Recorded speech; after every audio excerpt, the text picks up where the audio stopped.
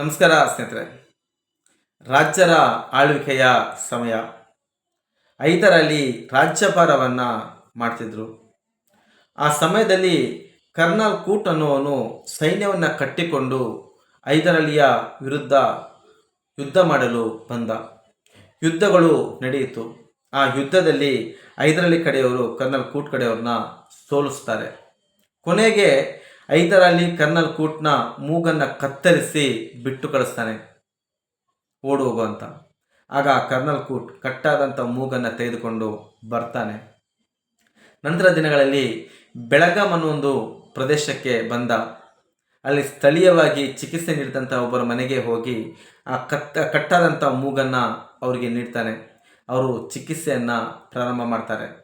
ಏನೀಗ surgery operation ಅಂತ ಹೇಳ್ತೀವಿ, ಆ ಚಿಕಿತ್ಸೆಯನ್ನು ನೀಡಿ 21 ದಿನಗಳ ಚಿಕಿತ್ಸೆಯಲ್ಲಿ ಆ ಮೂಗು ಸಂಪೂರ್ಣವಾಗಿ ವಾಸಿಯಾಗುತ್ತೆ, ಗುಣ ಆಗುತ್ತೆ. ಕರ್ನಲ್ ಕೂಟ್ ಅವರ ಡೈರಿಯಲ್ಲಿ ಮತ್ತೆ ಮುಂದುವರಿದು ಬರಿತಾನೆ, ಇಂಥ ಒಂದು ವಿದ್ಯೆ ಭಾರತದಲ್ಲಿತ್ತು. ಈ ವಿದ್ಯೆಯನ್ನು ಕಲಿಯಲು ನಮ್ಮ ದೇಶದವರು ಕೂಡ ಭಾರತಕ್ಕೆ ಬಂದು ಆ ವಿದ್ಯೆಯನ್ನು ಕಲಿತು ಬಂದರು ಅಂತ. ಇಂಥ ಅನೇಕ ವಿದ್ಯೆಗಳನ್ನು ಭಾರತ ಇಡೀ ವಿಶ್ವಕ್ಕೆ ಕಲಿಸಿಕೊಟ್ಟಿದೆ ಸ್ನೇಹಿತರೆ. ಇಲ್ಲಿಂದ ಕಲಿತು ಹೋದ ನಂತರ ಅವರು ಅದ್ರ ಬಗ್ಗೆ ಇನ್ನೂ ಡೀಪಾಗಿ ಅಧ್ಯಯನ ಮಾಡಿದ್ರು. ಕಾಲಕ್ಕೆ ತಕ್ಕಂತೆ ಬೇಕಾದ ಉಪಕರಣಗಳನ್ನು ಕಂಡುಹಿಡಿದ್ರು.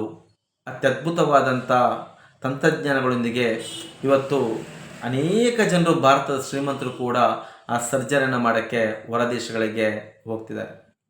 ಒಂದು ವಿದ್ಯೆಯನ್ನು ಕಲಿಯುವುದು ಎಷ್ಟು ಮುಖ್ಯವೋ, ಆ ವಿದ್ಯೆಯನ್ನು ಕಲಿತ ನಂತರ ಅದನ್ನು ಕಾಲಕ್ಕೆ ತಕ್ಕಂತೆ ಅದರಲ್ಲಿ ಪರಿವರ್ತನೆ ತಂದು ಇನ್ನು ಅತ್ಯದ್ಭುತವಾಗಿ ಏನನ್ನು ಮಾಡ್ಬೋದು ಅನ್ನೋ ಪರಿವರ್ತನೆ ತರೋದು ಕೂಡ ಅಷ್ಟೇ ಮುಖ್ಯ ಸ್ನೇಹಿತರೆ. ನಮ್ಮ ಭಾರತದಲ್ಲಿ ಇಂಥ ಅನೇಕ ಜ್ಞಾನಗಳುಳ್ಳುವಂಥ ಅನೇಕ ವ್ಯಕ್ತಿಗಳು ಇದ್ದಾರೆ. ಆದರೆ ಅವರಿಗೆ ಸರಿಯಾದ ಅವಕಾಶಗಳು ಸಿಗದ ಕಾರಣ ಇವತ್ತು ಬೇರೆ ಬೇರೆ ದೇಶಕ್ಕೆ ಹೋಗಿ ಆ ದೇಶಗಳ ಅಭಿವೃದ್ಧಿಗೆ ಅವರ ಕೆಲಸವನ್ನು ಮಾಡ್ತಿರೋದು ಅನೇಕ ಜನರಿದ್ದಾರೆ ಸ್ನೇಹಿತರೆ. ಸುಮಾರು 2 ಕೋಟಿಗೂ ಅಧಿಕ ಭಾರತೀಯರು ಹೊರದೇಶಗಳಿಗೆ ಹೋಗಿ ಕೆಲಸಗಳನ್ನು ಮಾಡ್ತಿದ್ದಾರೆ. ನಮ್ಮ ಭಾರತ ಯಾವುದಕ್ಕೂ ಕೂಡ ಕಡಿಮೆ ಇಲ್ಲ ಸ್ನೇಹಿತರೆ. ಎಲ್ಲವೂ ನಮ್ಮ ಭಾರತದಲ್ಲಿದೆ. ಆದರೆ ಭಾರತದಲ್ಲಿ ಕಡಿಮೆ ಇರೋದಂದರೆ ಅವಕಾಶ. ಆ ಅವಕಾಶಗಳು ಸರಿಯಾದ ಸಮಯಕ್ಕೆ ಸರಿಯಾದ ವ್ಯಕ್ತಿಗಳಿಗೆ ಆ ಅವಕಾಶಗಳು ಸಿಗದೇ ಇರೋದ್ರಿಂದ ಇನ್ನೂ ಭಾರತ ಅನೇಕ ದೇಶಗಳಿಗಿಂತ ಹಿಂದೆ ಉಳಿದಿದೆ. ಇವತ್ತು ಕೂಡ ಭಾರತದಲ್ಲಿ ಬಡತನ ಅನ್ನೋದು ಹಾಗೆ ಉಳಿದಿದೆ. ಮುಂದಿನ ದಿನಗಳಲ್ಲಿ ಎಲ್ಲರೂ ಕೂಡ ಸಮಾನವಾದಂಥ ಅವಕಾಶ ಸಿಗಲಿ, ಹೊರ ದೇಶಗಳ ರೀತಿಯಲ್ಲಿ ನಮ್ಮ ದೇಶ ಕೂಡ ಮುಂದುವರಿದ ರಾಷ್ಟ್ರವಾಗಲಿ ಅನ್ನೋದೇ ನನ್ನ ಉದ್ದೇಶ ಸ್ನೇಹಿತರೆ. ಇಂಥ ಅನೇಕ ಉತ್ತಮ ವಿಚಾರಗಳನ್ನು ಈ ಚಾನಲ್ ಮೂಲಕ ನಿಮಗೆ ತಿಳಿಸ್ತಾ ಬರ್ತೀನಿ. ಚಾನಲನ್ನು ಸಬ್ಸ್ಕ್ರೈಬ್ ಮಾಡಿ, ವಿಡಿಯೋ ಇಷ್ಟ ಆಯ್ತಂದರೆ ಲೈಕ್ ಮಾಡಿ, ನಿಮ್ಮ ಅನಿಸಿಕೆಗಳನ್ನು ಕೂಡ ಕಾಮೆಂಟ್ ಮೂಲಕ ತಿಳಿಸಿ. ಮತ್ತೆ ಮುಂದಿನ ಸಂಚಿಕೆಯಲ್ಲಿ ಇನ್ನೊಂದು ಉತ್ತಮವಾದ ವಿಚಾರದೊಂದಿಗೆ ನಿಮ್ಮ ಮುಂದೆ ಬರ್ತೀನಿ. ಅಲ್ಲಿವರೆಗೂ ನಮಸ್ಕಾರ ಸ್ನೇಹಿತರೆ.